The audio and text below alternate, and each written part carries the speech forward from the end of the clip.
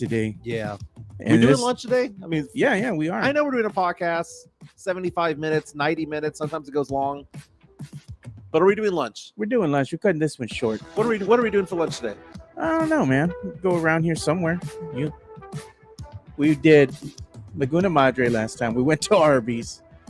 The only places that we haven't hit up would be like a Hooters or the LP. Yeah. I've gone to LP. Man, Hooters will just knock me out, dude. I'll fall asleep. Sazone, we've been there.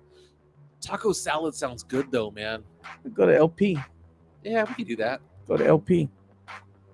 In-N-Out? Not In-N-Out Burger, just In-N-Out. Go eat, get the heck out. Yeah. Today's my last day before going on a 4-day trip. Go see Jelly Roll. Go see Jelly Roll. You get some autograph by Jelly Roll. You gonna wear your boots?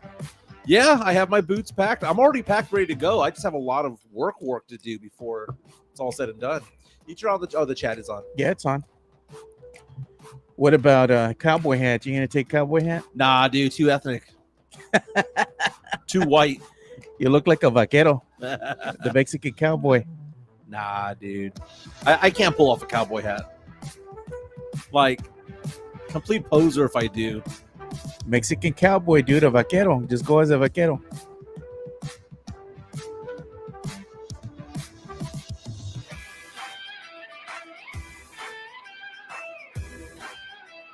Looking forward to Nashville tomorrow, man. Oh, yeah, man. It's going to be good. Good change of weather for you, man. Coming from 100-degree heat. 79 degrees 79. in beautiful Nashville, Tennessee for a high. There's going to be no humidity out there. Low humidity. Oh, I know. I haven't even checked that out yet. 35 seconds away. You gonna indulge in any of the barbecue places over there? Yeah, so I found a couple of restaurants that I'm going to go out to. One is called Pork and Barrel. I think is what it's called. Oh, what's up, Chris Pettis? Welcome to another episode of the Alamo City Sportscast with Mike Jimenez and Joe Garcia. Make sure to subscribe and hit that like button. Join the discussion as we broadcast live from beautiful West San Antonio. And remember to tip your hosts as it helps the show grow. What's up, San Antonio? What's up, South Texas? This is Thursday here in San Antonio, Texas, home of your Spurs, Roadrunners, and San Antonio Missions and SAFC. My name is Mike Jimenez. That is Joe Garcia. It's going to be a big show today. Usually we have a few topics that we kind of expand on, but today Joe was like, dude, I don't know if we have enough time. Yeah, we got a lot. Too much to get into today. We're going to be off and running in a second. The chat lines are open on YouTube. Again, we're 906 subscribers strong, making our way to 1,000. Slowly but surely. We're adding about 15 a week at this point, Joe. Yeah, we are. The party's going to happen when we hit 1,000. Yeah, I think it's going to happen pretty quick too, man. I mean, we're going to hit that 100 subscriber mark here. Yeah. Our goal is 950 for the month I put, but I think we're going to go ahead and go over that and hit 100. Yeah. So that'll put us over at 1,000 or more. That'd be badass, Yeah. man. You know, we do sports here. We do pop culture. We speak about nostalgia. Sometimes we start with sports. Sometimes we start with the pop culture, but we've so much to get into when it comes to things. First and foremost, the NBA Finals get going tonight, Game 1 in Boston between the Celtics and Mavericks. There was a very interesting question that was posed online that I saw, asking the question about legacies. Last week, we talked about the fact that if Kyrie wins this and gets a second chip, that he gets elevated in the pantheon, maybe becomes a first ballot Hall of Famer. But for Luka Dončić, if he gets one ring, as young as he is, does that make him a greater Maverick player than Dirk Nowitzki? Dirk Nowitzki, who's already been enshrined in the Pro Basketball Hall of Fame, one of the top scorers of all time. Is Luka greater than Dirk? You know, when we talk about the Spurs, we have Tim, Tony, Manu, Gervin, Robinson. We have a lot of different players that we can go around. But when it comes to the Mavericks, it's really just two. It's Dirk, Kyrie. It's Luka. I mean, those are the two greatest ones. Yeah, I mean, you have Kyrie helping too, but I mean, he's not going to be known as Mr. Dallas Mavericks. Correct. That's going to be, I think right now it's still Dirk. if Luka wins, If maybe Luka wins, maybe that goes now to Luka. Luka might be 25 years old and be the greatest Maverick Yeah. of all time. So we'll have to get into that.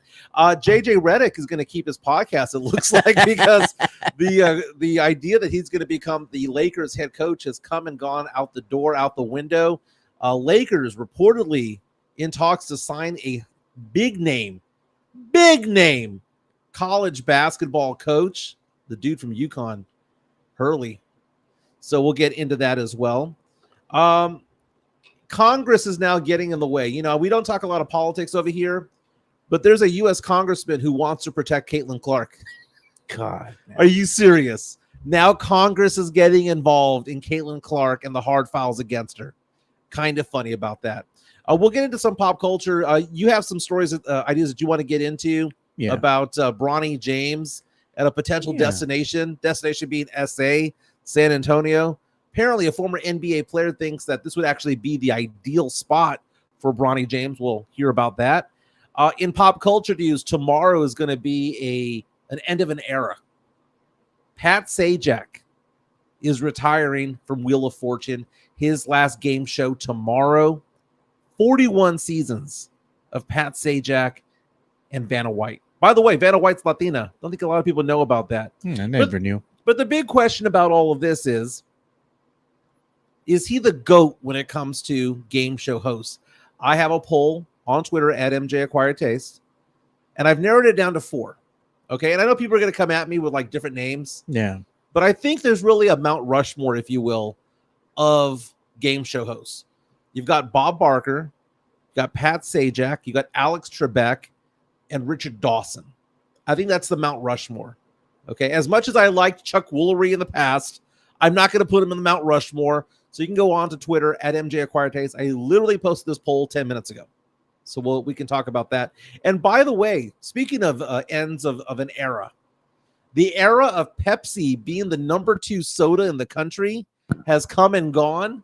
There is now a new number 2 right behind Coca-Cola, a new number 2 soda. Can you guess which one that is? Fanta. I like the orange and the purple one. I knew damn well you were going to say that. Don't you want to Fanta? Don't you? The Fanta girls were hot. I know. Now, is it Fanta or Fanta? Fanta. Dude, yesterday I was at McDonald's and I posted a photo of this on Twitter. I was so pissed off. Okay, first of all, I go to the McDonald's in my neighborhood, which is, pretty nice neighborhood. I went towards 211. Yeah. There's one on Petrenko in 1604. That is the ghetto McDonald's. Oh, okay. God, don't get me wrong. I'm not saying that this is the ghetto, but I'm saying in comparison to the new McDonald's on 211, it's the nice one. Like I go to the Chick-fil-A on 211. I don't go to the one on Petrenko in 1604. The nicer ones are on 211. Now, the other one, too, that's nice at Chick-fil-A is the one that's on the access road of Highway 151. That's a good one, too. They just opened it. By the hospitals. Yeah, exactly. That's a good one, too. So I go to the nice McDonald's. And, of course, I hate the fact that they don't take your order anymore. At that one, it's a kiosk. So you have to be computer literate to make it happen. Not that I have any problem with it, but I think about it. If my folks went over there to go order food, they wouldn't be able to. They'd be like, what is this? Yeah, it's all this touchscreen stuff and all that stuff. And it says, take the number. Well, my kids, this happens all the time when you're a parent. You sit down and your kids ask for something. Oh, can you get me another soda? Can you get me a refill? Yeah. I need a straw. I need some more ketchup. I need napkins. What? And you just keep getting up and going. And you kind of feel like just sitting at the counter at this point, right? I went over there. There was nothing there, man. There were no napkins. There was no ketchup. There were no lids for the soda.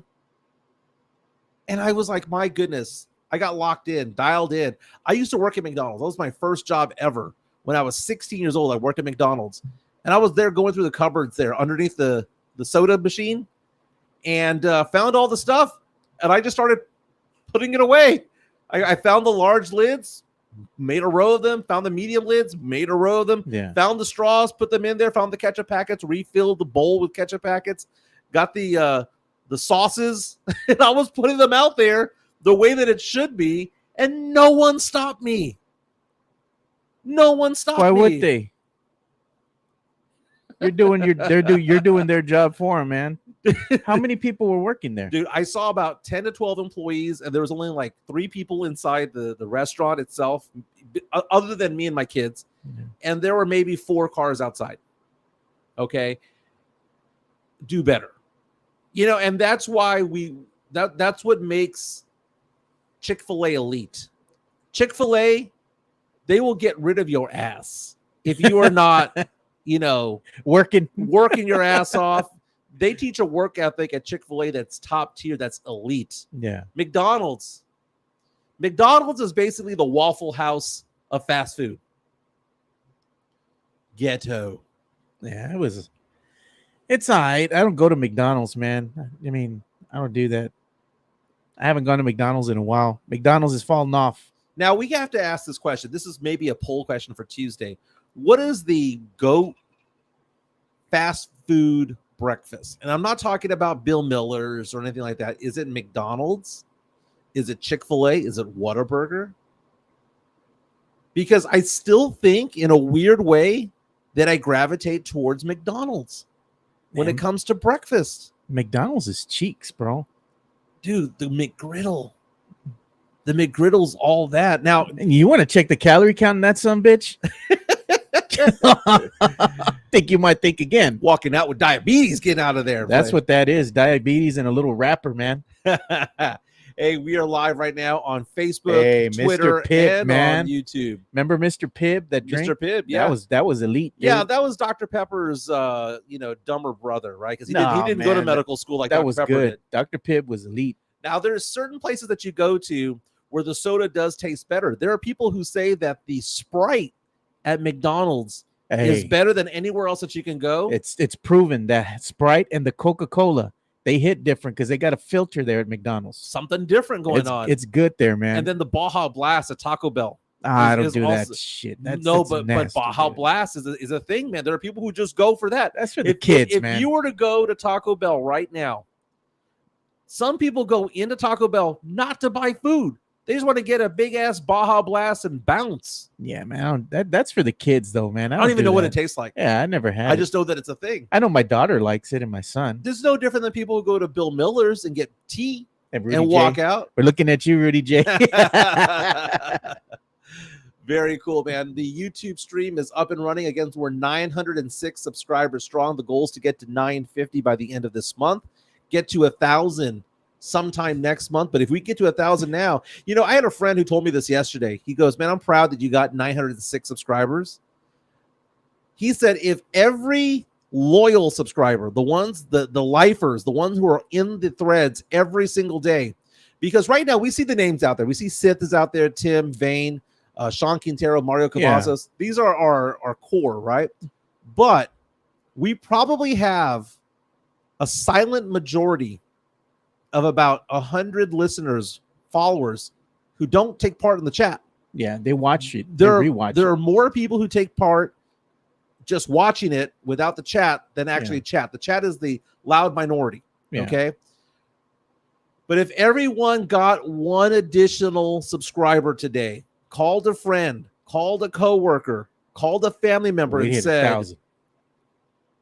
I'm going to make it a mission for every single one of you guys, Mario, Sean, Sith, Vane, David Outwater. Dude, I don't care if we get even more from the Netherlands, right? With Garrett, right? Get me one more subscriber. Get Joe one more subscriber today. Let's pump those numbers Kind of sounded like a preacher. Dude, it is. Let me pass the collection plate. By the way, yesterday was my 1-year anniversary of being laid off from San Antonio Sports Star. Found that out yesterday. I was going through my Facebook. I don't go through Facebook very often, but it was the 1-year anniversary of that. And I tell you what, though, blessing in disguise. But I did get James Pledger reach out to me, and I don't know if I'm supposed to say this, but he reached out to me yesterday. Yeah. He sent me a video of me and him doing our shows together back in 2019. Okay. And it was funny because I went through 10 minutes of it all. And it was basically 2 minutes of this show, 2 minutes of that show. My friend Chris Palmer had put it all together a while back, and Pledger had it, and he sent it to me. So this is 2019. This is 5 years ago. Dude, guess what I was talking about 5 years ago on there? Demon Mike. Well, partly. But I was talking about how, I said, I know Pop has had a good run. It's time for him to leave. I don't want him part of the rebuild. I was saying that in 2019. This was before the 5 years in a row of losing records before it all started. Upcoming six. Before it all started, I was calling for his head. God. Also, I went on this whole thing about how the Cowboys need to lock up Dak Prescott and how it's confusing me that people were pissed off that he was asking for $35 million. I was like, lock down that guy for $35-40 million for a long time because the price is going to go up. And what happens? It's now at $60 million. Look at Bear County Social. He says, throwing up emoji with McDonald's. Yeah. And look at Mario Cavazos. Yeah. This is one of the reasons why, doing a live stream is so, I guess, think it fast forward, now compared to radio to the live stream now is the reason, like Mario Cavazos says, the reason the podcast is the best is due to the interaction with us and not ignoring our asses. Yeah, you help guide the show. Guide the show. Now, I don't read every single one of them as the show goes on. You do pop up the best of the best. Yeah. But I do have I wish that a lot of our faithful listeners could actually come over here and just watch the system and how it all works. Yeah. And what I'm viewing when doing this show. But again, 906 subscribers strong. We're now going to be doing more on TikTok. If you've noticed last few days, I've been posting these clips of the show. And I know you have the software, Joe, that we're going to be posting shorts and reels on Instagram and also on YouTube. I want to be more active on TikTok because if I get 1,000 subscribers on TikTok, I can then go live on TikTok. I'm at 260. I've never made a push for TikTok subscribers. So if you want to find me on TikTok, yeah, I hope you don't mind this. Go ahead. But the handle is Alamo City Sportscast. There you go. It's just is what it is. Now we're posting some videos on there as well, getting some content, getting some engagement from people who haven't watched the show before, because that's what this is. This is a variety show, okay? When you listen to sports talk radio here in San Antonio, the first hour, second hour, third hour, and fourth hour are all the same. Yeah. Because they believe that you're only going to watch or listen for 10 minutes. But a lot of people who listen to this show listen the whole hour and a half without commercials. We bring more content to it all than anybody else does. And whenever I come out and say that this is the best sports talk show in San Antonio, part of that is me being prideful. Part of that is me being a little arrogant, but it's true. Yeah.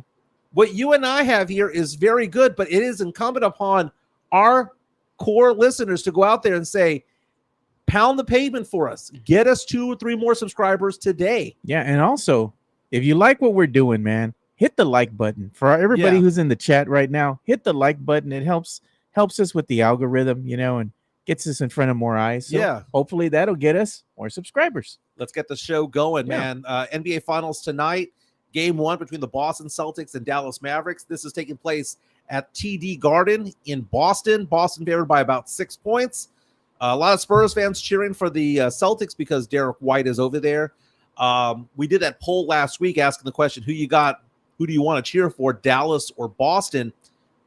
More than 300 people voted in San Antonio, and 51% said Dallas, which proves that we don't have much of a rivalry with the Mavericks up the I-35. But I saw this post yesterday, and I went back and forth with a lot of people about this because Luka Dončić is arguably the best player in all the NBA right now. Okay. Yeah. And you know what? He might be that for the next couple of years, and at some point it's going to be Victor Wembanyama. For so long, it had been LeBron James, and then Nikola Jokic took the throne, won 3 out of 4 MVPs. Probably should have won 4 in a row, but they were like, the voters were like, we're just going to give it to Joel Embiid. But Luka Dončić is just 25 years old and is 4 games away from winning his first NBA championship. And when you take a look at the history of the Dallas Mavericks, the Mavericks have won 1 NBA Finals in their history.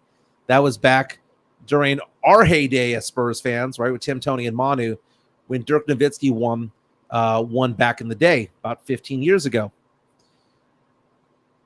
When you look at Luka Dončić and his stature within the Mavericks organization,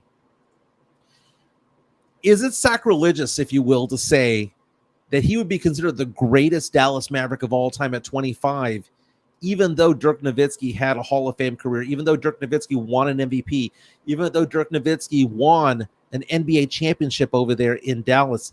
Is it weird to say that? Because from the outside looking in, you can look at it and say, okay, well, Dirk Nowitzki is one of the 5 greatest scorers in NBA history. I mean, he had nearly 40,000 points for his career.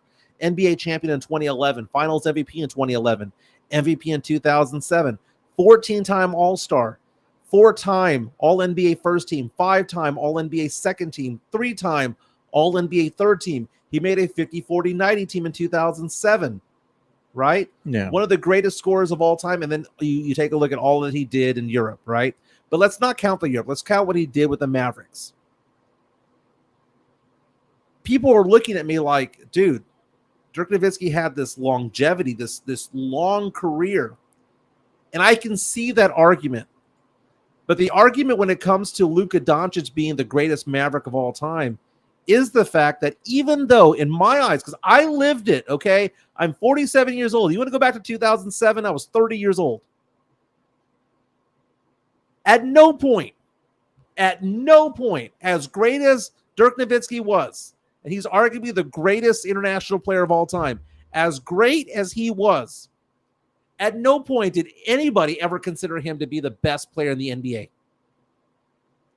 The throne was being passed, right? Yeah. Okay. You had Michael Jordan passing it to Hakeem, right? When he took the 2 years off. It went back to Jordan, and then at some point it went to Kobe, went to Shaq, it went to Duncan, went to LeBron, and it was LeBron for a long period of time. Then it was Steph Curry, and then so on and so forth. And people are looking at me going, well, Jimenez, I mean, he won the MVP. Steve Nash won back-to-back MVPs. At no point was Steve Nash the best player in the NBA. All the MVP award is that you got votes. You got votes. Doesn't mean that you were the best player. You were just voted the MVP. But Luka Dončić right now, if he wins this NBA Finals, 2 weeks from now, if he's hoisting up the Larry O'Brien Award, right? Yeah. He has the championship trophy up in the air, and he is the Finals MVP. People will consider Luka Dončić, as of 2024, for this calendar year, the greatest player on the face of the earth. They're going to say it's no longer Jokic. That is what's up for grabs right now. That's the immortality of what's going on with Game 1, Game 2, Game 3, Game 4, and beyond of the NBA Finals. Luka Dončić can cement himself as a legend at 25. And I know it's just one chip, but we're talking about the Mavericks, right? Yeah. If Victor Wembanyama goes out and wins a championship for the Spurs in 2028, he's not the greatest Spur of all time because that's Duncan. Duncan's got 5 rings. Duncan is a Hall of Famer, all that stuff. But the comparison that you have for the Mavericks is they don't have a Tim Duncan. They have a Dirk Nowitzki who only has 1 chip, and he played for the Mavericks for 15 years? His whole career. And he only has 1 chip. Yeah. If Luka can go in there at 25, be the best player in the world, the best player in the NBA, and bring a chip to Dallas, he'd be the greatest Maverick of all time in my eyes. Now, when you put him rack and stack of the greatest players of all time, it's weird to say this. Obviously, the greater player is Dirk Nowitzki, but to me, the greatest Maverick would still be Luka. What say you? Our chat line is open right now. Sith Elias coming out saying Dirk is greater than Kobe. Wouldn't go that far. I think they're pretty close to each other. People give me crap because they say that I'm weird because I don't like having Kobe in the top 5 of all time.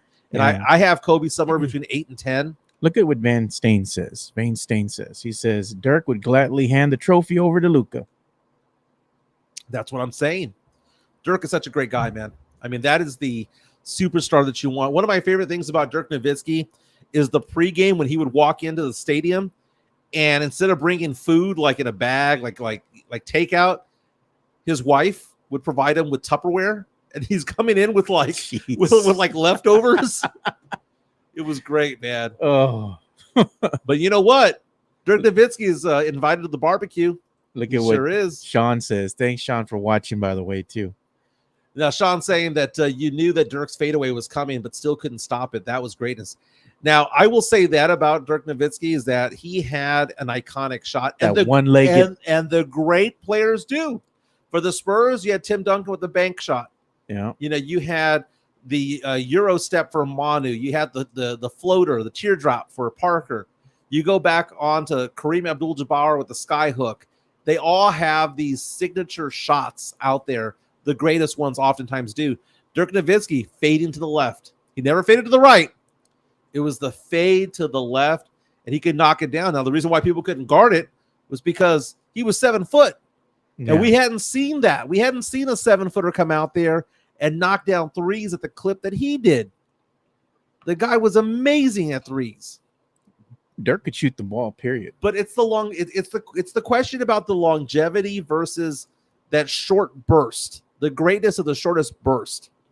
Obviously, the longevity is there with Dirk Nowitzki. But he was never the best player in the NBA. Look at what David Atwater said. Luka is 25, so he wins the chip. He is better than Dirk. It took a lot for Dirk to get there. Now, you can say that Dirk took his Mavericks team to a title with an inferior team. The current Mavericks right now are not very deep. Yeah, I mean, they have Derek Lively as a rookie who's getting serious run, serious burn. Yeah, you just got Luka and Kyrie and a bunch of role players. Luka, Kyrie, and a bunch of role players is what it is. And we say this all the time. You need one player to be like to win some games. Yeah. You need 2 all-stars to make some noise. You need 3 to win. They might win it without that third one. Yeah, because Luka and Kyrie are just that damn good. And Luka's gotten some rest. And I know a lot of Spurs fans get pissed off about Luka because they call him a crybaby. All the stars cry. LeBron, Tim. Everybody They all cried, do. Man. They all do. Tony never cried. Tony never cried. Yeah, Kobe never cried. Manu, Shaq never cried. Michael never cried. come on. I mean, it comes with the territory. It comes with the territory. But Luka is the most cerebral player out there. David Robinson never cried. Misfell. Come on, man. The thing about Luka, though, that I find to be funny is his greatness without having the athleticism that others have. He is not a very athletic guy. Yeah. In fact, he's considered to be out of shape. Now, he seems to be in better shape this year than in years past. He's rocking the dad bod. He rocks the dad bod. Yeah. Did you see what Michael Finley did? What after the game? Oh, he took away the beer. Took the beer away. He was like, "Put that crap away." Dude, he was drinking a beer with his dad. Michael Finley came and took the beer out of his hand and then walked. He's like, he took a sip too. He's like, yeah. But Luka Dončić, man, so cerebral. I don't know how long of a career he's going to have with that body, but right now he gets to the line a lot, and people get upset that he gets to the line so often, but it's not because he cries for it. He suckers people into the air. How many people are going to buy that pump fake every single time? He gets them in the air, and they don't go straight up in the air. They go towards him. He knows it. He goes straight up. It's an automatic foul. Yep. So smart, man. So smart. Again, game 1 tonight. Who you got game 1 tonight? I got the Mavs winning this one, dude. I think they're going to go ahead and give the Celtics a run for their money, man. I think it's going to be pretty close for at least the first half. I think in the second half, the Mavs are just going to wind up pulling away, especially in that fourth quarter. That's all she wrote. That's all she wrote. This is going to be the game. If the Celtics want to get one, this is going to be the one to get. But I don't know if they're capable of doing that because they're soft. It's over. They're soft. It's over if the Mavericks win game 1.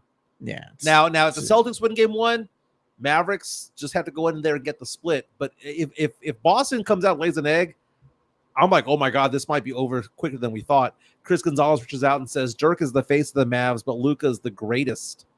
Similar how Robinson is the face of the Spurs while Duncan is the greatest. Very good point. That's a very good point. Tonight, Vegas has the Celtics winning handily, favored by 6.5 points, over under of 215. So Vegas thinks that Dallas is going to lose this game in a low scoring affair. Why would it be low scoring? Celtics ain't locking up nobody, dude. They ain't knocking back anybody. No. I mean, is it weird to say that this might all hinge on Derek White? I mean, who's Derek White going to guard? Is he going to guard Luka or Kyrie? He's going to get cooked if he guards Kyrie, dude. Dude, if Luka, I mean, I would say that Derek White can slow down one of those two, Yeah. then Boston has a chance. And Derek White, again, he's one of the best defenders in all the NBA. He made one of the all NBA defensive teams. I don't see him stopping Kyrie. You know, it was Kyrie, I think, is in the heads of the Boston Celtics, because I read an excerpt. I forgot, it was on the X, right? Yeah. And they asked one of the opposing players from the Celtics, right? They asked him, how do you guard Kyrie? How do you stop Kyrie? And his response was, you pray. D'Lo reaches out and says, "This is the most exciting finals in years." I buy it because this is a matchup where you don't know who's going to win. If you want to argue that Boston's going to win, I'm not going to argue against you because I think Boston's a decent team. Yeah, look at Bear County's already calling this Calling shot. it 112-98. I am cheering for the Mavericks, man. I don't consider them a Spurs rival. I'm cheering for the Mavericks. I have the Mavericks in 6. I think they'll get the split. Whether they win game 1 or 2, they're going to win 1 over there. And what I like about Luka is he hears the crowd and he shuts the crowd up. Isn't that a throwback to the 90s? Remember Reggie Miller? Choke.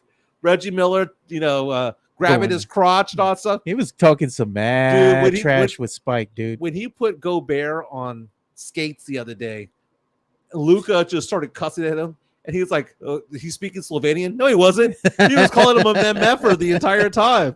What are you talking about? But they'll get the split. Jaylen Brown's going to go off. Jason Tatum, time is yours, baby. This is your time. We've been waiting this entire time for you, Jason Tatum. You're the best. One of the best regular season I think players. the spotlight's going to be too bright for Jason Tatum. I think his boy Brown's going to have to go ahead and take the reins. Yeah. Jaylen Brown at some point. Now on the other side in La La Land, I like what I hear out of Los Angeles with the LA Lakers because they're doing a change of course. Now, we've been talking about this the past 3 or 4 weeks, all the rumors and innuendo that JJ Redick was going to be next in line. The chosen one from the chosen one, right? That LeBron James was going to anoint JJ Redick as the new head coach of the LA Lakers because why? Who picks the coaches in LeBron land? LeBron does, right? But this time it's different. This time it's different because Rob Pelinka and the LA Lakers are changing it up a little bit. They're saying, you know what? This is what I take out of it. They realize that LeBron is on the last year or two. Mm-hmm. And in fact, LeBron has a player option this year. LeBron can skip this year if he wants to go to another team. LeBron theoretically could be a Spur this year. Theoretically, he right? wants to play with Bronny. If he wants to play with Bronny, right? But right now, the news coming out is that, according to ESPN, Wojbomb, that the LA Lakers are targeting Connecticut men's basketball coach Dan Hurley, who led the UConn to back-to-back championships. So think about that. The Lakers, historically, legendarily, 20 years ago, tried going after Mike Krzyzewski out of Duke. And Krzyzewski, Coach K, was like on the fence about it. Looked like he was going to go. And then he, at the last minute, says, no, I'm going to stay at Duke. And he had that legendary career continuing at Duke. But to go after Dan Hurley, who, by the way, his dad was like one of the greatest high school coaches of all time. Yeah. Dan Hurley's brother is Bobby Hurley, one of the greatest Duke Point basketball guards. players of all time. He's now the head coach, I believe, at Arizona State. Yeah. But Dan Hurley going out there at his age, which is still 51 years old, still a young man. Still got to let it tread on the tire, Mike.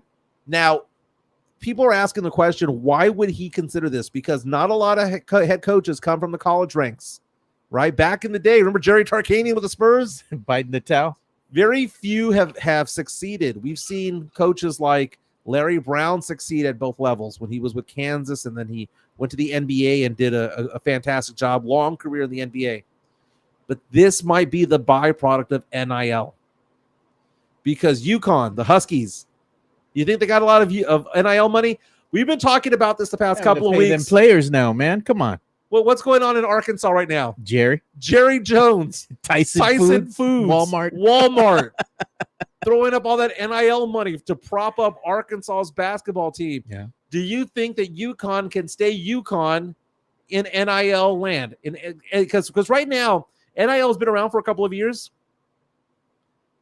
but we're really going to see the next wave of it, because right now, if you are playing as a junior or senior, you were around when NIL did not exist. Yeah, I remember all the times when players were getting fined, and not fined, but banned, and you had penalties being assessed to them that Yeah. they had to miss so many games because they took money to sign autographs or took money Mhm. for other various purposes.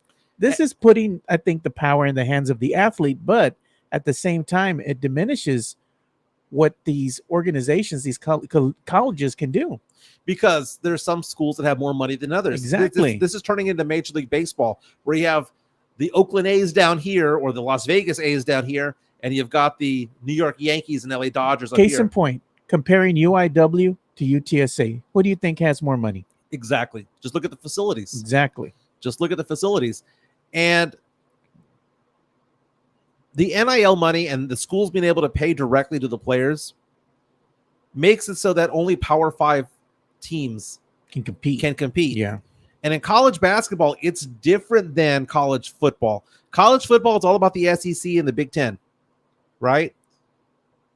College basketball, the Atlantic 10, the Big East.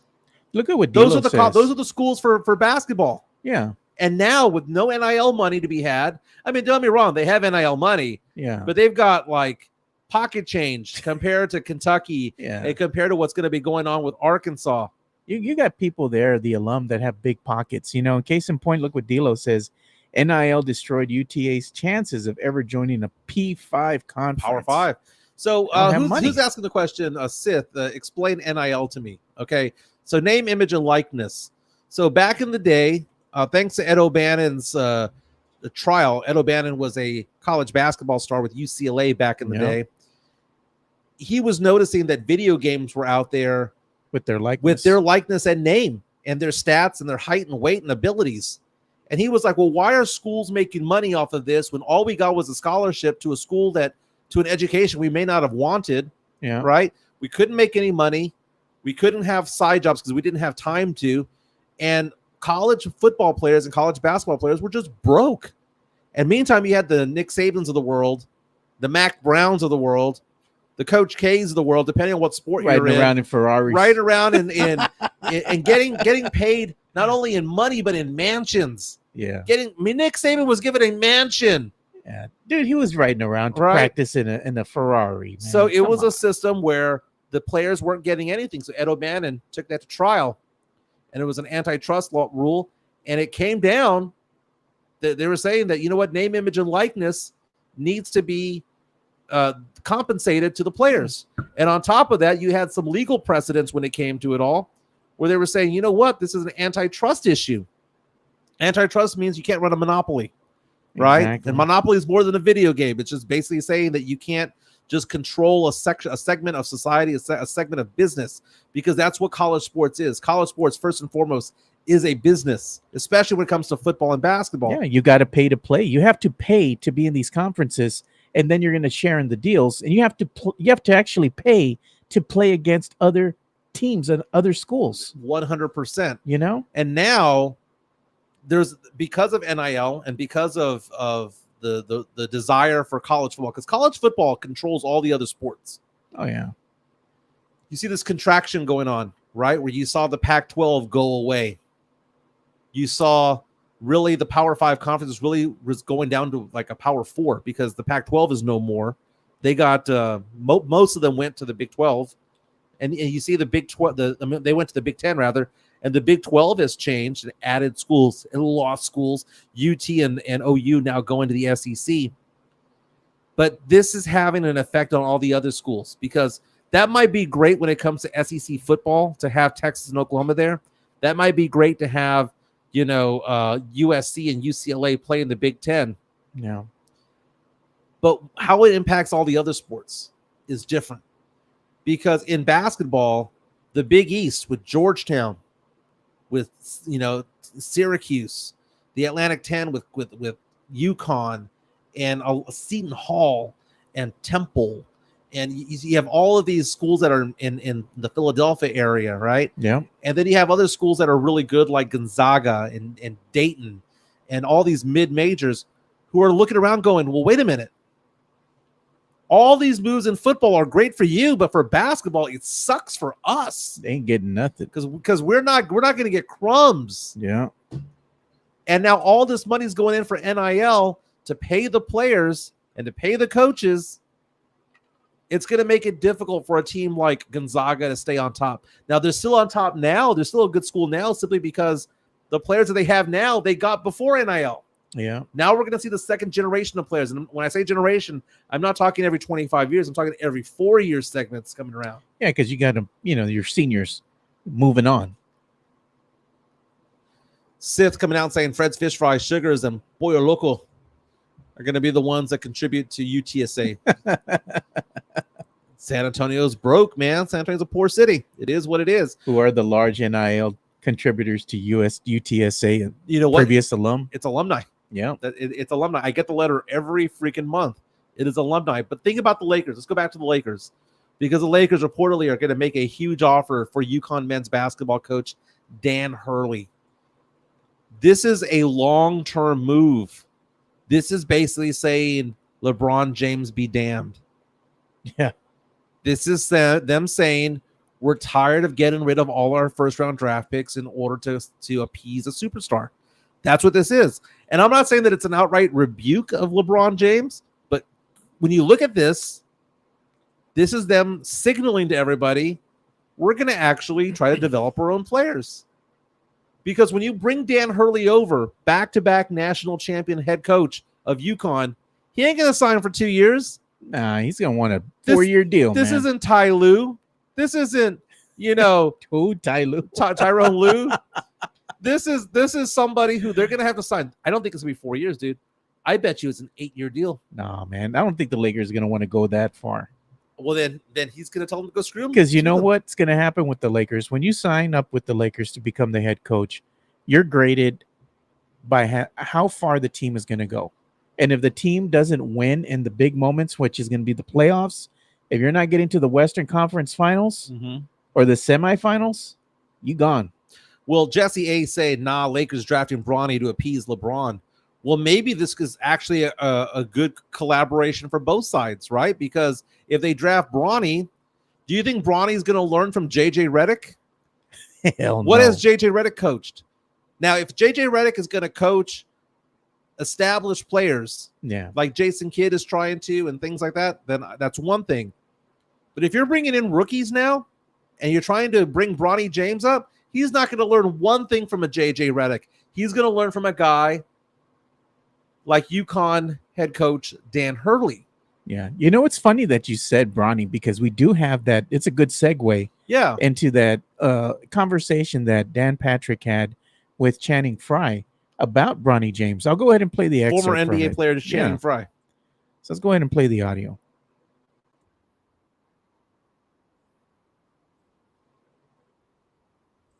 Let me put. I don't know if they can hear it. Let me go. I can hear it. Yeah, I know you can, but I don't know if they can. So let me do this. It might echo, but we have a bet. In fact, we just made the bet. I'm taking Bronny James to be drafted in the first round. Oh, dang, that's a good bet. I heard you talking about this. Pie to the face is at stake here. Is he going in the first round? Does San Antonio have a pick in the first round? Oh, you're saying San Antonio could be the landing spot? If that was my son, I would want him to go to San Antonio. If that was my son, and he was that famous, why? Number one, the system. He's not in a big city. And two, you are literally getting ready to play with the face of the league, Victor Wembanyama. So I'm not thinking about this year or next year. I'm thinking about the next 10 to 15 years. Who do you want to be around? And to me, that's Victor Wembanyama. All right, Paulie, do the Spurs have a first-round draft pick? They do, but it's the 4th overall pick. That won't happen. Nah. They have the second round. And they have the 5th pick of round 2. Okay. Okay. Second round. Okay. see, so there you go. He's talking about Bronny James. Yeah, Channing Frye on the Dan Patrick Show, courtesy of Fox Sports Radio. Everyone's just trying to find a landing spot for Bronny, But he's not a first rounder, bro. You see all the mock drafts that are out there. Some have him going first round, number 17 to the Lakers. Others are like, well, maybe the Lakers can get him at the end of the second round. But it just shows that he's not the talent. This is nepotism at its finest. He's a Nepo baby. Yeah. He's not going to be drafted because he is a talented player. He's going to be drafted because his dad is LeBron. And I saw a couple of mock drafts. LeBron is like what, 6 foot, 6'1"? 6'1". He's not LeBron. He's not. He's not LeBron 6'9", 280. He's built like a point guard, but he doesn't play point. He plays more of a shooting guard type of thing. We have this complaint about Rob Dillingham, but then again, Bronny played well during the combine. He shot well during the combine. That's going to be one of the storylines that we're going to hear on June 26th when the draft takes place, and June 27th when the second round gets going. Spurs have 2 first rounders. Number 4, number 8 have 2 second rounders. If the Spurs were to use a second rounder on him, I wouldn't care. They have him at what? They have 5 and 35, something like that. Well, they've got 4, 8, 35, and somewhere in the late 40s is where they have. And the Spurs right now, they have 4, 8, 35, and 48. Yeah. And according to Tankathon, the Spurs have the best draft power in the entire draft. Portland, the second best. Washington Wizards, the third. And then Atlanta, who only has 1 pick, by the way, the number 1 overall pick, is considered to have the 4th best draft power ranking for this upcoming year. D'Lo reaches out to us and says, LeBron is a senior citizen, AD made of glass. Bronny is their first-round draft pick, and they're hiring a podcast host as head coach. Lakers are cooked. But again, JJ Redick does not appear to be the guy, according to all the Woj bombs of the world, the Shams Charania of the world. They're coming out saying the Lakers are going to make a godfather offer to the head coach of UConn basketball team, and that's not a 4-year deal, man. That's got to be something big, man. That's got to be a big-time commitment that they're going to be doing to him, man. I don't see this being, we're going to sign him for 2 or 3 years. Why would he leave UConn? Why would he leave UConn for that? Look at David Outwater. Think about LeBron at the Frost Center. Hey, he would bring in the draw. He would bring in the crowd. Now, Hurley right now makes $4.9 million per year. That's at the collegiate level. Collegiate level. Yeah. Now, the speculation, according to Sportico.com, which is a business sports, it says Hurley would owe UConn $1.9 million in back compensation. That's nothing in the grand scheme of things. You give up $1.9 million, and you go and get an NBA deal worth maybe 3-4 times that. See, but $1.9 million is not $1.9 million. That's $1.9 million after tax. When you factor it all in, that's $3.5 million pre-tax. Yeah. So that is a big hickey right there. So if this is going to happen, it's going to be more than a $5 million a year salary. It's probably going to have to be in the range of about 11 million per year. He's going to have to take the hit in that first year. Yeah. D'Lo saying just buy his contract out. But, there's, I don't know how that works tax-wise or legally. So, but it's a lot of money. It's a lot of money. And again, why are they doing this? Long-term approach. The Band-Aid is JJ Redick, but JJ Redick is two-year deal, $10 million, right? Yeah. Getting Hurley over there. He ain't going to go there for 2 years. You know who was advocating for Hurley from the Lakers? Anthony Davis. LeBron James. Yeah. They both want him there as their head coach. Well, LeBron's going to say that wherever he goes. He's going to say that whatever, you know. But the surprising part to me was Anthony Davis advocating for Hurley, because we all know, like you were saying, LeBron's probably going to be out the door at some point here. He's at the tail end of his career. Anthony Davis still has quite many years to play, He does. So him advocating for Hurley says, hey, I want this guy as my coach. I think there needs to be that change in mindset of, instead of us just going out and getting free agent, giving up draft capital every single time, maybe we need to build some of our own. Maybe we need to have a future, more stability, more predictability within the organization. It's a good thing to do. If you can show my screen real fast. Sure. This is the Indiana Capital Chronicle newspaper there in Indiana. Oh, God. Congress is now getting into the mix when it comes to the fouling of Caitlin Clark. Thanks to Republican Congressman Jim Banks. I thought he was a state rep. No, he's a U.S. congressman. He is calling out the WNBA for the foul treatment of Caitlin Clark. Again, he is from Indiana. 3rd District of Indiana. Who does she play for? The Indiana Fever, right? Story goes on to say that he wrote a letter to WNBA Commissioner Kathy Engelbert where he said, quote, Caitlin Clark has experienced resentment and repeated attack from fellow players during her first season, and he would like something to be done about it. Is he up for re-election? Every 2 years they are. So November, right?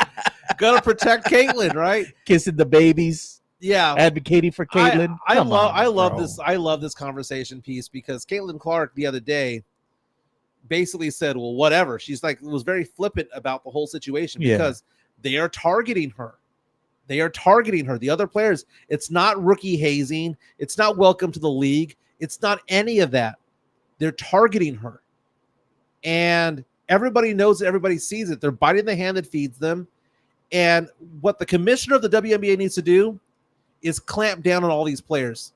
This makes news because you have a congressman getting involved, but that's how big of a deal it is. Is it hazing at this point? No, it's beyond hazing. It's more criminal than anything else. Because they're going out there and just looking for her. It's goons. They hate her. They're like, well, you know, she's not like Asia for the for the Las Vegas Aces, who's out there averaging 28 points per game right now. Why is she getting all the pub? It doesn't matter who gets the pub as long as people are watching the damn game. It doesn't matter. High tide raises all boats. It doesn't freaking matter. The WNBA, the commissioner, and especially the NBA commissioner needs to get involved and say, you touch this girl one more time that way, you are out. Not one game, not 2 games, not fined $3,000 or $5,000.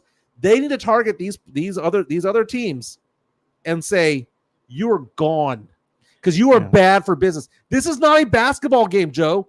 This is business. I understand. And that is business. the cash cow. And if you're going to F around with the cash cow, you do not belong in the league because if they tear her ACL, she's out for 2 seasons, they are screwed. This is big business. This is not street ball. This is not Garza Park. This is not Cuellar Park. This is not 5 points. This is big business. And they need to clamp down. Now, this representative coming out and saying something, it's a great storyline, right? Because he's up for re-election and he gets his name out there. Be an ESPN 30 for 30. But the idea that people would agree with this because you know what? He's right. The WNBA needs to take better care of her. And they're shining the spotlight on it. And you know what? They're going to have those players wanting to be goons out there. Why are you doing that? You got a big raise this year compared to what you made years past. Oh. And there we go. Midtown Texas rant alert. Funny. Hit the button. Hit the button for the the button's rant. on the other side.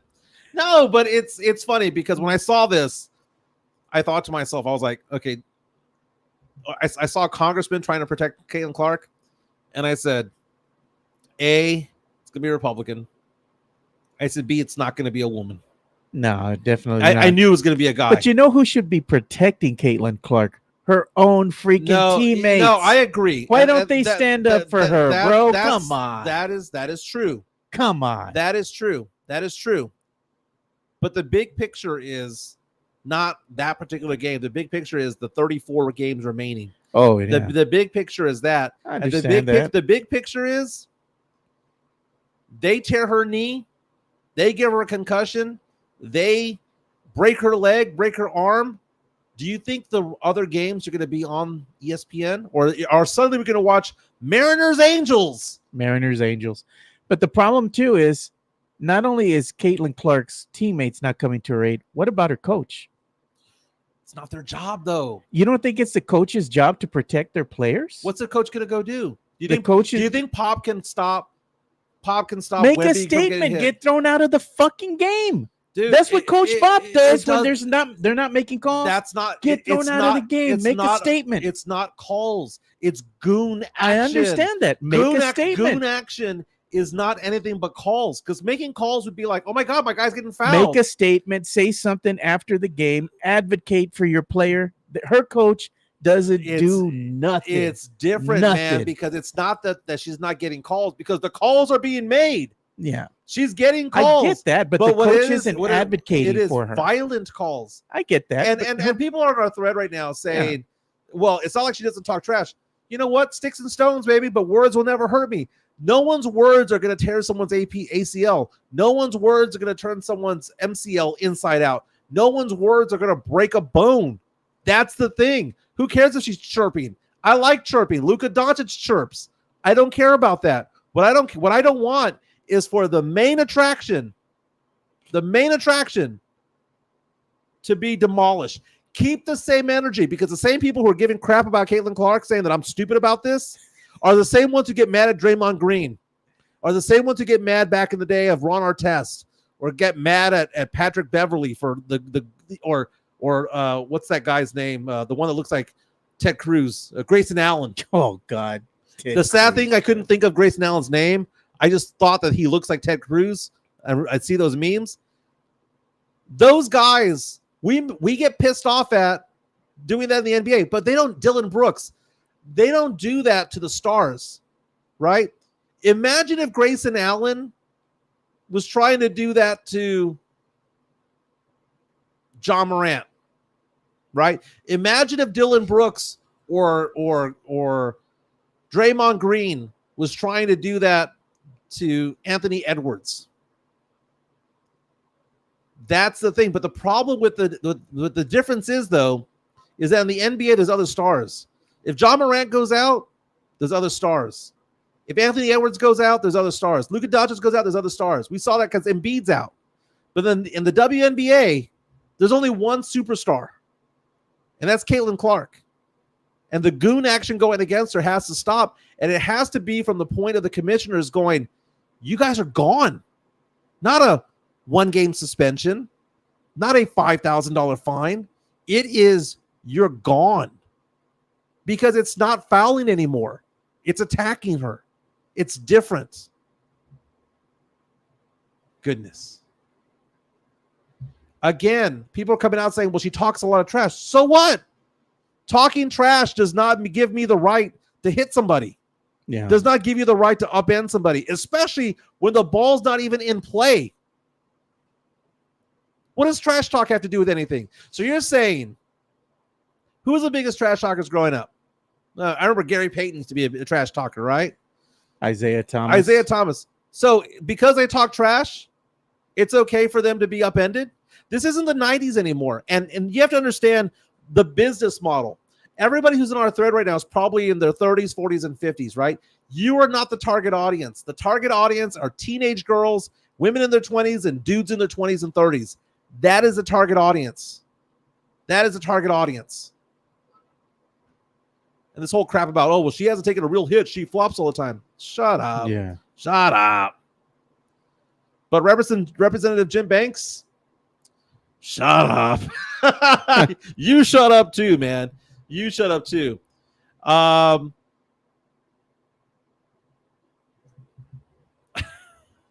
Did this qualify as a rant? Kind of a rant, yeah. But I mean, at the end of the day, the thing is, Caitlin Clark, she hasn't said nothing after the games, getting roughed up, getting beat up. Her teammates don't come to her aid on the court, off the court, don't advocate for her after games. Coach doesn't advocate for her during the games nor after the games. Caitlin Clark, you're on an island by yourself. This is what happens when you get thrust into the spotlight. But she can't throw a punch. She got thrust into the spotlight, whether or not by choice. It was done because they see her greatness and they see what she can become. They see that she's making money. Yes, they see the draw. She signed a $28 million shoe deal, and they're effing jealous. They should be. They should be, because this happened for them. No one wanted to watch them before. Now ratings have gone up incrementally as over the last 3 or 4 years. I would feel a certain way too. I mean, you're a rookie, you're coming in, you're getting all these things that we didn't get. Why weren't they going to go ahead and rough her up? You know what? She can also. No, I don't care about the roughing up. That's not it. I know what you're saying. The goon plays. It's the goon plays. I get that. But the thing is, she gets knocked down to the ground and she looks at the ref like, help me. She's looking for help. She's getting the call. But she's getting the call. Get up and do something. Do what? if you get you're in a boxing match, right? It's not a boxing No, I'm match. saying this is what it's the equivalent of. You're getting punched down. You're getting thrown to the ground. When are you going to punch back? When are you going to stand up for yourself? Does it mean throwing a punch? She can't punch back. Does it mean throwing a punch? No, if she punches back, that is on CNN. That's on Fox News Channel. That's on MSNBC. That is on KTSA. I didn't say she has to punch back. That's on KTSA. Stand up for yourself. No. Get up, get in their face, and do what? Yell at them. Tell something. Get clocked. Hey, let them hit you if they want. Let them get the fine. She's in a no-win situation. Man, she's in a no-win situation. Caitlin Clark is soft, bro. She doesn't stick up for herself. No one else is sticking up for you. Stick up for yourself, man. And you know what? But that's not her rep, dude. That's not her rep. That's not her job to do. That's what happens when you go ahead and get thrust into the spotlight. Sometimes there's ill effects, and this is one of them, man. But the ill effect is this, though. It's the jealousy of the other players. Why does the spotlight need to be on what she needs to do? Why isn't the spotlight on these girls who are going out there and hitting her and then not having the balls to go speak to the media afterwards? What are they gonna say? Yeah, I messed up that little white girl. It's jealousy, dude. Jealousy is such a it's such an ugly look. It's an ugly look because I don't see this. And here's the thing. It's not the Las Vegas Aces that are doing this. It's not the winning teams that are doing this. Do you know the teams that are doing this? the suck-ass teams. It's the high-end lottery teams over there that are doing this. What else do they got to lose, Mike? They ain't got crap going on. Got to lose. You think Asia Wilson's going to do that? Do you think Kelsey Plum's going to do that? Do you think Becky Hammond would allow one of the Aces to do it? No. Yeah. It's these teams that are out there that have 3-9 records that are doing this because A, no one goes to their games. B, the only reason why people are going to their games now is because they want to see Caitlin Clark. And C, they're butthurt. That is it. That is it. Entertainment bump time. Let's get to okay. Oh, well, you know what? Before we do that, we got to show some love to Jeff Garcia from Locked On Spurs and Ken's Give some love to the Jefe. Locked On Spurs is your daily Spurs podcast, hosted by Jeff Garcia, the lead Spurs writer for Ken's 5 San Antonio. Jeff has a healthy plethora of guests all the time on the Locked On Spurs podcast. You can also follow Jeff on Threads at Jeff G Ken's 5 SA. You can also follow Jeff on Twitter at Jeff G Spurs Zone. So make sure you go ahead and give Jeff a follow not only on Threads and Twitter, but also on YouTube at youtube.com/@Locked On Spurs. This is where you're going to be able to find the replay of the Locked On Spurs podcast. Make sure to like, subscribe, and share. Yep. I follow and subscribe on YouTube and also on Spotify as well. Jeff on Kens5.com. Again, you can follow him on Twitter and Threads at Jeff G Spurs Zone. Dropped an article right now talking about how a basketball Hall of Famer calls the Spurs Victor Wembanyama the most gifted player in the NBA. Going to hear the words or read the words of what Paul Pierce had to say. The great Paul Pierce. About the wheelchair up to the truth. The truth. We got wheelchaired out of the finals and got wheelchaired back in. He got his second win. Yeah. So there's an article about that. There's more articles about that. There's a nice photo here of Mamu. Look at Mamu being thin, working out at the Rocket La Cantera. Hey, Jesse Very James nice. Leja, when he was on the show with Fernandez doing that interview, Yeah. he was saying that Mamu frequents his gym and he likes to go and mix it up. He likes to hit the bags, dude. He likes to box. It's right. And courtesy of ESPN and ABC, yesterday was the 10-year anniversary of the AC unit going out at the AT&T Center during the 2014 NBA Finals and LeBron James cramping out of there. I was at that game. I was in the upper level, the cheap seats. All they did was open the doors with my old friend Chris. Yeah. Everybody's sweating, dude. Freaking hot. I was going to post a photo of myself. This is the first time I've ever censored myself because I didn't want Swiss and those guys to get a photo of it. But I did this photo of me pretending to be cramping. But the reason why I didn't post it was because I was wearing chanclas. And I knew that someone was going to give me crap about the chanclas and jeans. Toes. I had chanclas and jeans on at the Spurs game that night. You weren't wearing socks, right? No. Okay. I wasn't wearing slides. But now we can do the entertainment bump. All right. Do the entertainment bump. Where is it? There it is.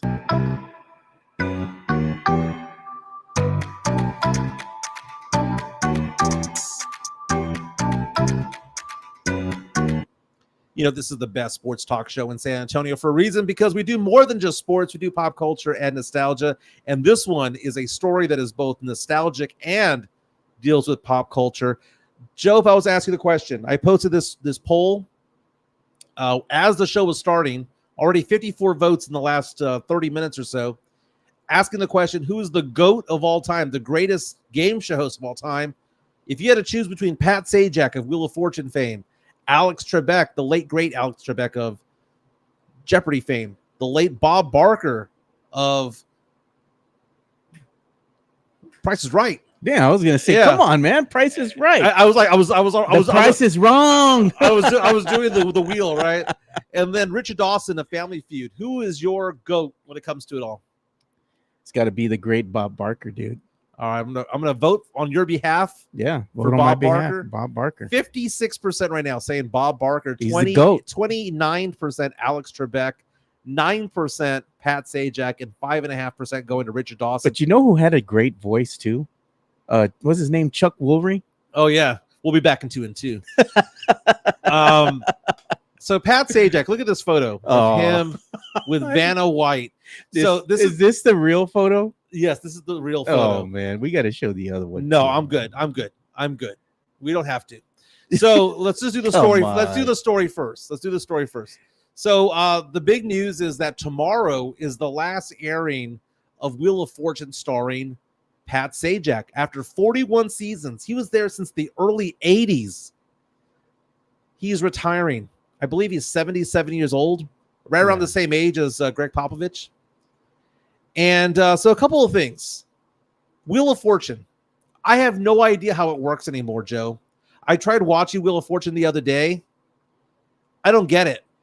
Okay, because when I remember Wheel of Fortune, I remember it's like you spin the wheel and you solve the puzzle. And remember back in the day where they would like pan through like this showroom like it was best products back in the 80s and 90s?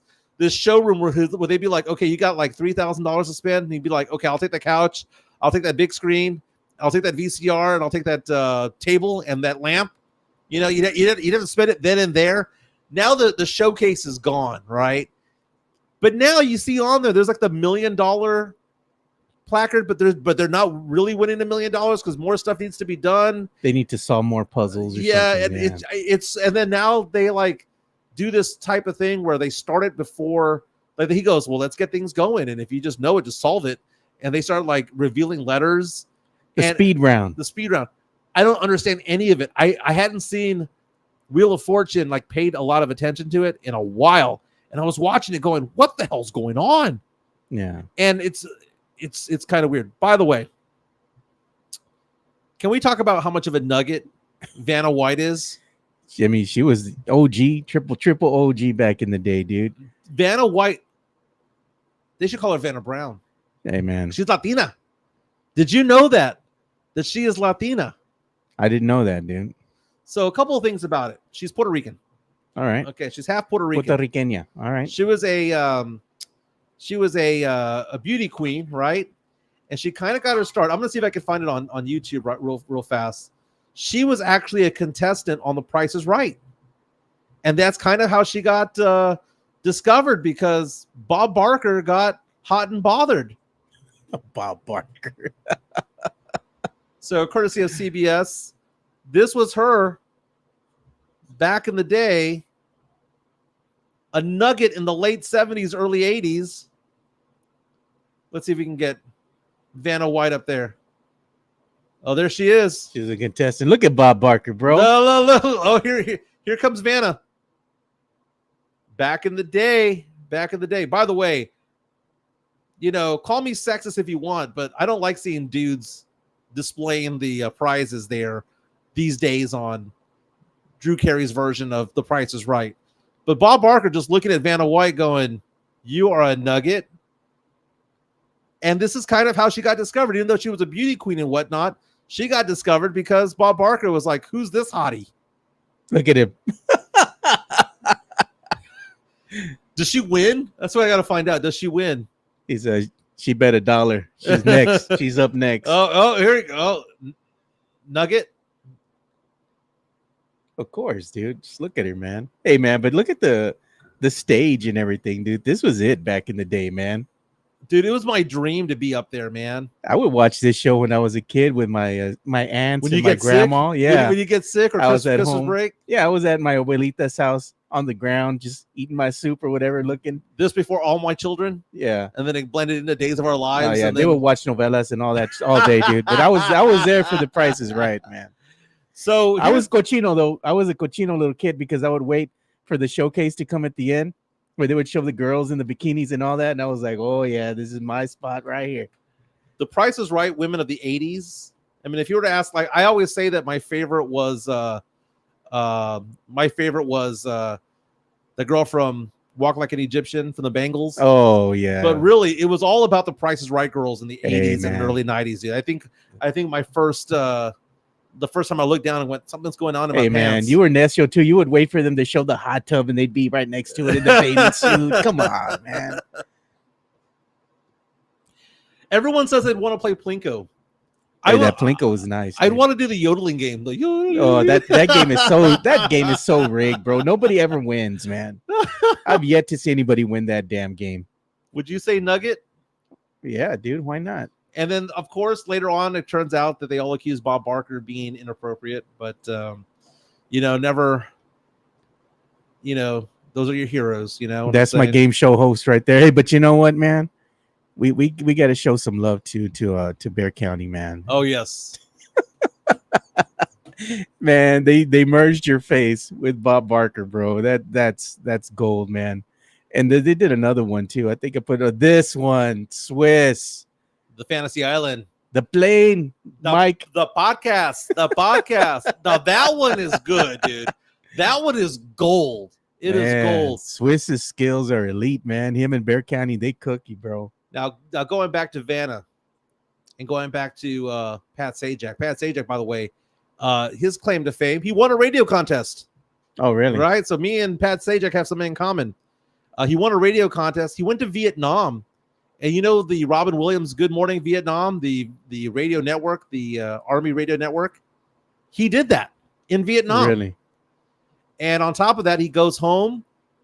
He's working for a radio station, does a little bit of news, gets picked up as a news reporter. And he's in Nashville.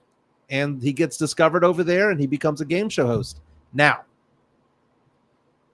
Vanna White has not announced her retirement. Yeah, she should though, man. I mean, still a Nugget. Don't get me wrong, but What's her age now? She's like what's close to 70 now?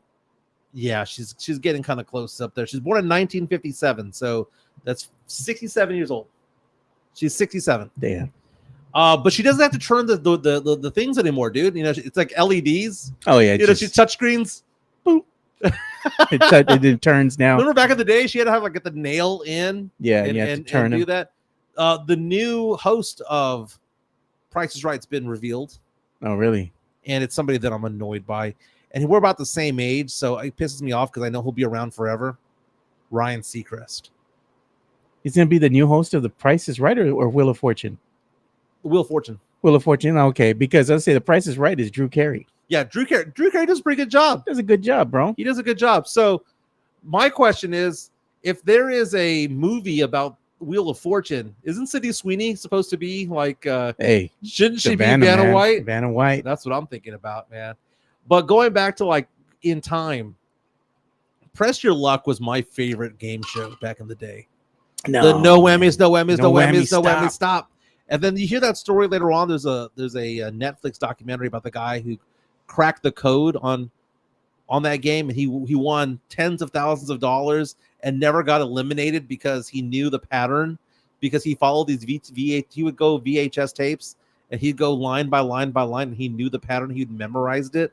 And he was there going winning prize after prize after prize after prize. Press Your Luck was good, but Love Connection. Chuck Woolery, man. That was the name of the show, right? Or was it Yeah, Love Connection. Okay, Love Connection and The Dating Game. Those were great. Was that Bob Eubanks? No, No, Bob Eubanks. No, let me see. Your Dating Game host was Drew was talking about this, man. Where is it? Let me find his comment. The Dating Game was Chuck Woolery. Yeah, Chuck Woolery, dude. So was it Love Connection host? I think it was a Love Connection. You know which one I'm talking about, right? The guy, they would always say, when making whoopee. Yeah, making whoopee. I think it was Chuck Woolery. But there was somebody else. I'm looking up when making whoopee. The Newlywed Game. Yes, the Newlywed Game. There you go. The sad thing is that people follow along. Not only do we pay attention to those who are, look at what Drew was saying. He's saying wrong when you were talking about Yeah. Price is Right and Wheel of Fortune. Is that the Love Connection and Chuck Woolery is the best host of all time. Chuck was the OG Wheel of Fortune host, and then look at this Love Connection, greatest show of all time.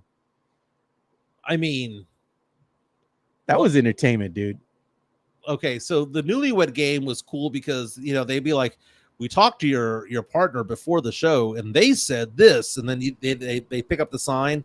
But then Love Connection wasn't that the one where they would go on a date and then they would come back and say what happened the day before, or was that the dating game? Either one. If it involved Chuck Woolery, I was all about it. And he would always say, we'll be back in 2 and 2. Yeah, he would do that. 2 and 2. 2 and 2. I used Chuck to like- Woolery was smooth with it, bro. And he had a great voice. He did. He had A the great the voice. hair. The hair, everything, man. And it's funny because Saturday Night Live makes fun of this sometimes, where they go back and they do these game shows where they say all this and this and this happened, but then we went back to my place and You know who else Things was just was not low key, but was cochino as hell? The guy from Family Feud, the OG host, the guy that was always kissing everybody. Richard Dawson. Yeah, dude, that dude was a dirty birdie, bro. Now Steve Harvey does a really good job. So Yeah. Family Feud might be the best game show of all time. Okay, the ones that I've been addicted to, like right now, just at home, if I'm flipping through channels and Family Feud comes on, Yeah, you watch it. I'm watching. No. And I find myself going, I'll watch 2 episodes. And before you know it, you go 3 or 4 episodes in. Who wants to be a millionaire, dude? Look at that. Sid the Lies was saying the same thing. Who was the OG Family Feud host? He'd kiss people's wives, daughters in front of their significant others, Dude. dads. He'd give a damn. Dude, they made fun of that in European Vacation with Chevy Chase and Beverly D'Angelo. God, Because remember, bro. they were pigs at a poke? Yeah. And they're out there doing this game show. And the host would go over there and basically kiss their neck and make Jeez, out with bro. them.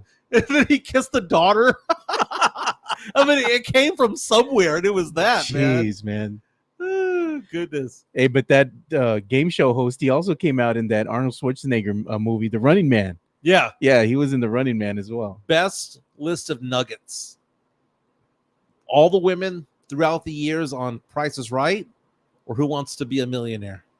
With Oh, Pilar man. Lastra from San Antonio over there. No, man, it has to be the Price is Right, bro. It's close. Price is Right girls were elite. Nostalgic The Price is Right Elite. because it was one of those things where we're of a certain age where we're looking at that going, there's something special about this. I just can't put my finger on it. And then you look down and you're like, Yeah. why is this thing standing up? So congratulations to Pat Richard Sajak. Dawson was an actor from England. He was in Hogan's He Heroes was on Heroes. Forever. Yeah, he was. And Richard Dawson also did another game. He did the match game, I think, is with the other game Yeah, that he man. did back in the day. But He had that charisma, dude. Vanna White, though, Latina, you can tell. Okay, so if you were to put her up with the Latinas of the early '80s, okay, All right. so we've got Daisy Duke, who no one knew was Latina. You had Wonder Woman, who no one knew was Latina, and you had Vanna White, who no one knew was Latina. All three, No. everyone thought was white. Take whichever one. I'll take Daisy Duke. Oh, Daisy Duke was elite, bro. She was elite. All right. There's no way to segue into this next one, but I guess we can say it's another end of an era. When it comes to soda, the silver medalist, it's an Olympic year. The silver medalist every year is Pepsi. And it's been Pepsi since the 1930s. Yeah. Coca-Cola's king, right? It's the number one soda. Until the day I die will be the number one soda. It will never be Fanta. Never Fanta? Never Fanta. Which is your favorite Fanta girl? The purple the grape one. It was yours too. It was, those questions were like, who was your favorite Spice Girl? Baby. Oh, man. I'm a Baby Spice green grape Fanta girl kind of guy. Okay. So I'm gonna tweet that later on. But when it comes to soda, the number one has always been Coca-Cola. The new numbers came out for 2023, Yeah. as they go back and see how much was bought, how much was sold, and all of that stuff, right? What would you guess is the number 2 soda in the United States? Sadly, I'd have to say Coca-Cola, bro. No, number 1's Coca-Cola. Is it? What's okay, number 2? Number 2 would be Pepsi, no doubt. No. Pepsi's dethroned. Really? They've been number 2 since the 1930s. It's not Pepsi It's no not more? Pepsi no more. Damn. The only other thing I can think of would be like, if it's not Pepsi, a Sprite. Sprite's number 4. Damn. So number 1 is Coke. Number 3 is Pepsi. So Coke has a 19.2% share. So basically, 1 out of 5 sodas drank in the United States Coca-Cola. is Coca-Cola. Yeah. No, just Coca-Cola. Okay, Classic. Coca-Cola. 8.3% is Pepsi. They're the third. Okay. Sprite, 8.1%. Mountain Dew? Diet Coke is number 5 at 7.8%. And Okay. Mountain Dew is 6. Damn. The number 2, coming out of the great state of Texas, Waco, Texas, Dr. Pepper. What? Dr. Pepper. You know what? I'm gonna probably piss people off, but I'm gonna tell you something, man. Me and my niece, we love us some Diet Dr. B from HEB, bro. Okay, That it's Diet, not bad. Not Diet bad. Dr. B hits different, bro. When it's cold, I'll take that over a Dr. Pepper any day. You know, but you also drink out of the water hose, so I don't Hey, know if I man, can trust you. I'm when it comes telling to you, that. man, that Diet Dr. B is good stuff, bro. Jason Garcia coming out and saying the doctor is in. So it's funny because it looks like they tied, right? The deep Dr. Pepper at 8.3%, Pepsi at 8.3%. But they were saying that, but fractionally, Dr. Pepper had a little bit more in sales. But Dr. Pepper, created in 1980, this is according to Wikipedia, out by a man named Charles Alderton in Waco, Texas. First served around in 1885. So think about that. 140 years after it was created, almost 140 years, it became the second most popular soda in the United States. And there are some people who can't stand Dr. Pepper. And there's others who are addicted to it. Hey, look at Jesse A. They have a big pack of Dr. Zero at Costco for the price and taste. Can't beat it, man. I'm telling you, the other little derivatives that coming off of Dr. Pepper, No, man. Diet Dr. B. If I poured you a Diet Dr. B and a Dr. Pepper, I bet you go for the Diet Well, Dr. it's the same B. way with Pepsi and Coke. It's You know, good stuff, remember man. the Pepsi challenge back in the 80s? Yeah. And they're like, dude, more people prefer Pepsi, but they drink Coca-Cola because out of habit, or they think that it tastes better. You do a blind taste test and it's not. But Dr. Pepper, just resilient in what it does. Diet Dr. Pepper is good too, man. Dude, the Dr. Pepper 10, I've had that. pretty elite. It's all right. Pretty elite. It's all right. But I like going on and on about how this all got created. But Dr. Pepper, 139 years later, No cocaine in Dr. Pepper? no cocaine. Only in Coca-Cola. But they were talking about how young people are drinking Dr. Pepper more often because if you take a look at what they've done the last 15 years, they created Dr. Pepper 10. 10 years ago, Dr. Pepper Vanilla. That was nasty. 5 years ago, Dr. Pepper Berry. I like Diet Dr. Pepper Cherry, dude. Damn, that shit's good. And look at what they've done the last 4 years. Last 5 years. They've come out with Dr. Pepper Dark Berry, Dr. Pepper Cream Soda, Dr. Pepper Pepper Cream, Dr. Pepper Zero Sugar, Dr. Pepper Cherry Zero, Yeah, that's my jam. Dr. Pepper and Cream Soda Zero, They have a raspberry flavor too. It's pretty good. Dr. Pepper Strawberries and Cream, Dr. Pepper Strawberries and Cream Zero Sugar. They have Dr. Pepper Coconut and Coconut Zero. I haven't tried that one. Seems right up my alley. They named a drink after you, Mike. And in Europe, they only have 4 flavors, but in the United States, we got Oh. like 20. Man, I mean, Baja Blast was not listed, by the way. Jeez, bro. You got to be of a certain age to be drinking that. D-Lo man. coming out saying Coke Zero is the greatest creation in mankind history. Hey, D-Lo, Coke Zero's we good. talked about it before on this show. That's the move, man. Coke Zero is Diet Coke for men. It's good stuff, That's, man. that's why the lettering's all black. The font is directed towards men. It's masculine. Whereas you look at the Diet Coke, it's like this is wavy thing. Even the going on. bottle's curvy with the Diet Coke. I mean, come on, bro. Even the bottle's sexy. It's not marketed for men. If you put a straw in the Diet Coke and you're drinking it and you're a man, there's something wrong with you, bro. Yeah, Sith coming out saying that he likes Dr. Pepper Orange, or was that Coke? I think that was Coke that had that one. Look at that. To get a bit serious, today is the 80th anniversary of D-Day, man. Yeah, I've seen that as well. Well, if we're going to merge military and Dr. Pepper, wouldn't you say the resurgence came up with Forrest Gump? Oh, yeah, yeah. Because remember, he drank all those Dr. Peppers? Well, when he was in the White House. Now, me and my ex would always ask the question, what's the plural of Dr. Pepper? Is it Dr. Peppers or is it Doctor's Pepper? I like Midtown, Texas. Mike drinks Dr. Pepper coconut in the shower. while peeing, brushing my teeth, and watching Dude, TikToks. don't pee in the shower, man. You can wait till you get out the shower, bro. Why pee in the shower? Because it's going down the drain anyway. Nah, that's nasty, dude. You think I'm going to break my neck on a slippery floor to go piss? You don't have you. That's why you have a runner, dude. You don't have a runner in your bathroom? No, I put a towel down. Oh, bro, that's ghetto, man. Come on, man. You're ghetto, bro. I got a nice towel down there, and I got my dog. I got towel in my bathroom too, but we got like a runner where you step down when you come out of the shower.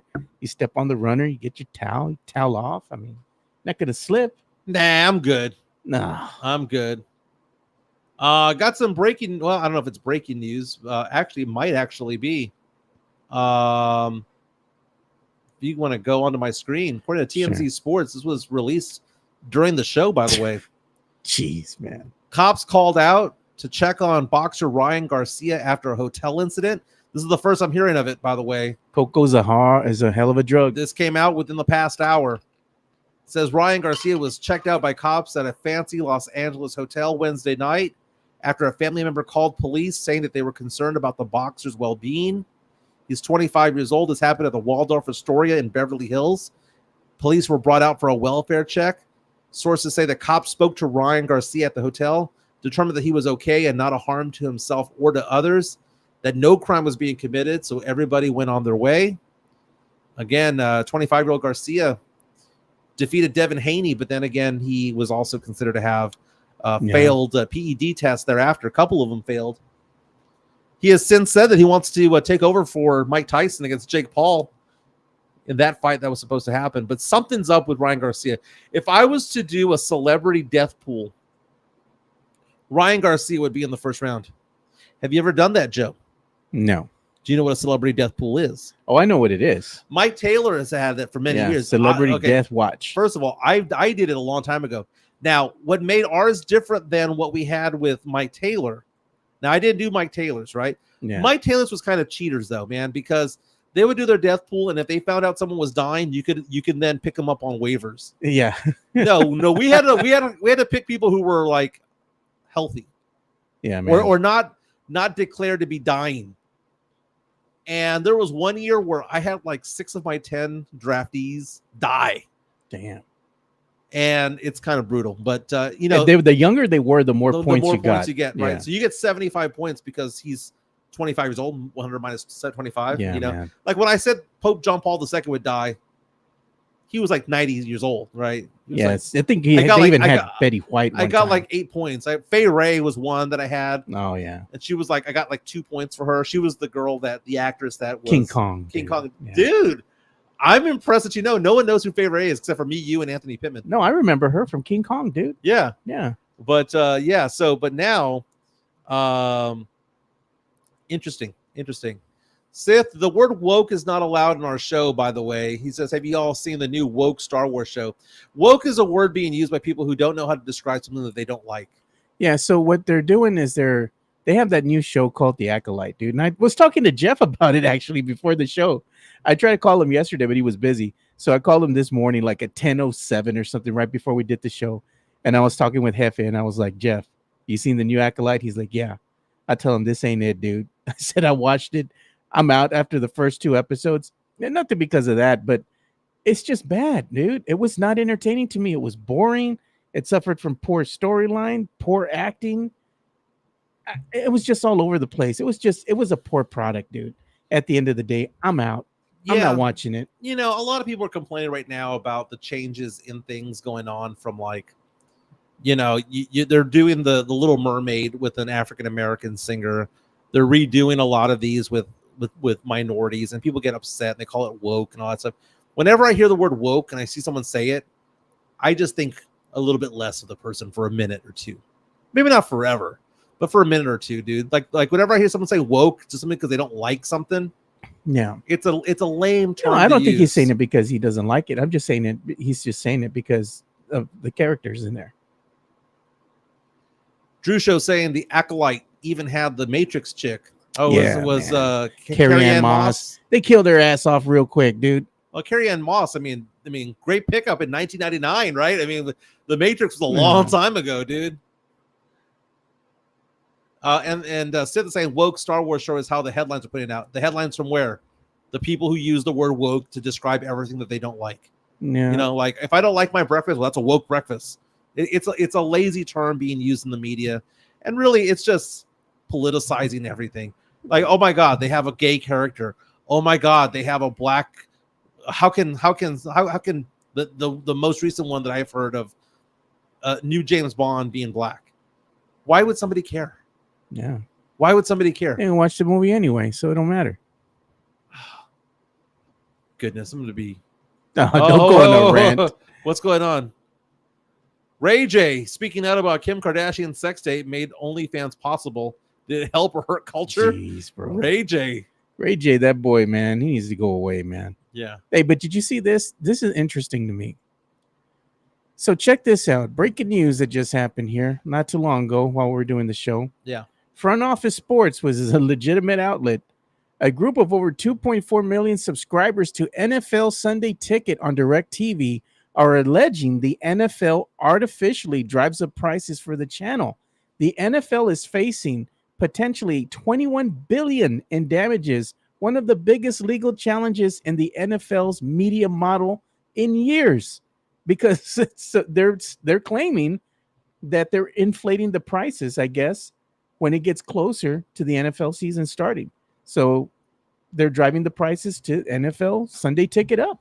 Well, what I don't like about NFL Sunday Ticket is that you can't get out of it. It's a contract during the season. Yeah, it's a contract. You know, and they renew you without informing you that you're going to be renewed. Yeah. So if you decide that you don't want to have it anymore, they're like, well, screw it. And then you're there. The NFL Red Zone too. And which would you rather have, Sunday Ticket or Red Zone? Red Zone, bro. Yeah, I can buy that. I'd rather watch all these games at once. Well, I mean, here's the thing. All the games that happen on Monday, right? So now you have some weeks where you have 2 Monday night games. Yeah. And then you have some nights where you have 2 Thursday night games and then the occasional Saturday game. It makes having the ticket or Red Zone irrelevant when you only have like 6 games going on. You know, it's great when there's 8 to 10 games going on. But when there's 4 or 5, I can picture that thing, dude. I don't need to have it.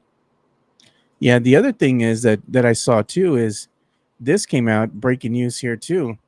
The Chiefs canceled today's practice after a player had a medical emergency and was taken by ambulance to the hospital. Wow. They said the player is in stable condition per the team, but they haven't released any other details. Ooh, I wonder who's the kicker. The kicker, oh God. Let me show my screen real fast. Adam Schefter of ESPN says this is the new Winter Warrior jersey for the Minnesota Vikings. Looks nice, bro. I like it, dude. I like it a lot. Looks nice. It looks sweet. That's not Marbach nice. That's nice. They made the announcement about an all-white uniform earlier this year, but there's something different about this white. This isn't white. This is like shiny white, or as they say, shiny white. I like it, dude. I like it a lot. Drew Show saying Red Zone's the way to go. Yeah. The Red Zone is the way to go, man. Hey, but you know, there's this other thing too that we're talking about briefly, that we're saying that TNT wasn't out of the fight for the NBA media rights. Mm-hmm. And again, another outlet is pointing. Front Office Sports is reporting Warner Brothers Discovery is in negotiation to secure a possible 4th smaller media rights packages. That's what the sources are telling Front Office Sports.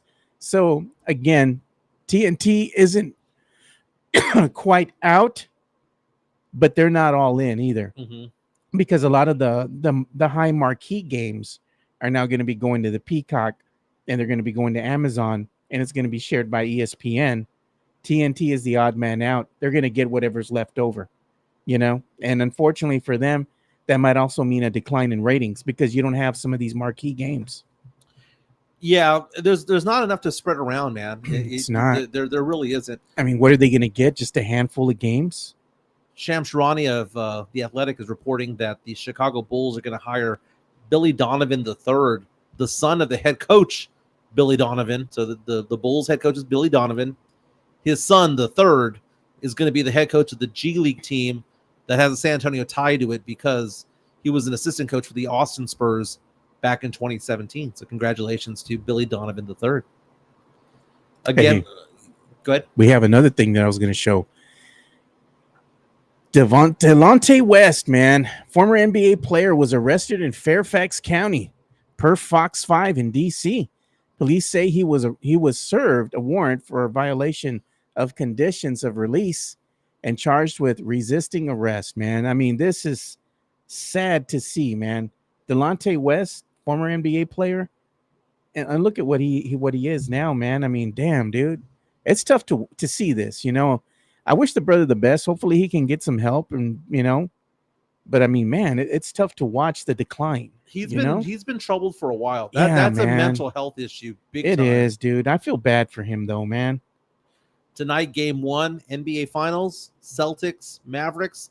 Let's predict the score here. I'm gonna predict that Boston wins game 1, Mavericks win game 2. So I'm gonna say tonight. I'm going to say 114-109. Dallas covers the spread, but I believe that the Mavericks are going to kill them in the second game. What are your thoughts, Joe? The second game, I think the Mavs are going to win this. I think the Mavs are going to win 2 games. They're going to win back-to-back games. Oh, I'd love to see it. Like I told you, man, I really think what's going to wind up happening is the Mavs are going to dispatch the Celtics in 5 and prove to the league that they're nothing but frauds, man. They're frauds. And then again, the Los Angeles Lakers still have not come out with the contract offer, but the reports are from ESPN, The Athletic, that they're going after UConn head coach, Coach Hurley over there at UConn, back-to-back national champion head coach, and JJ Redick might not be the guy. Look at Joshua A. saying, anyone know where to find the Funko Pops? You mean like these, the Victor Wembanyama Funko Pops? I got this one off of the Marbach, off of the HEB on Marbach. Puro Exit 7. They have a ton of them there, man. So we were told by somebody earlier that they got us, right? They said that they're going to help us get some get some subscribers. And it's not just subscribers by number. I want subscribers who are going to watch the show, right? Yeah. So let's see here. Did we get any new subscribers as the show went on? I'm looking right now because people say they got us. Yeah, they could be spreading the word. They're spreading the word. 906. I don't know, man. When I hear that they got us, I would have thought within the last hour and a half that we've done this show that someone would have already subscribed, but we're still stuck at 906, man. We don't party till we get to 1,000. Yeah, man. I mean, I appreciate what they're doing, though. They're spreading the word for us. You know what, man? They were talking about hotties and Latinas and this and that, but I'm going to tell you, man, as a kid, this girl did it for me, man. When I was watching Buck Rogers, Aaron Gray from back in the day, dude. She's a hottie, dude. I've never seen Buck Rogers. Man, look at that, bro. The suits she would wear, dude, they were skin tight, man. Damn. Not bad. Not bad, dude. Buck Rogers is where it was at back in the 80s. Well, before we go, we got to show Daisy Duke. Oh, Lord. What was her name again in real life? Damn if I know. Hell if I know. I mean, Jessica Simpson tried, failed. Oh, dude, she was not a Daisy Duke. Someone tell us who Daisy Duke was in real life. I'm Catherine Bach, right? That who it was? Goodness, dude, Demon Mike time. This is top tier nugget. Dare I say, even better than that one from the Battle of the Network Stars. Who was that one again? The one that was going up the.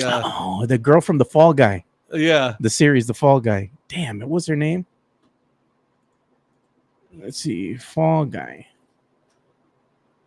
Heather Thomas. Yes. There. The fact that I remembered, I was like, wait a minute.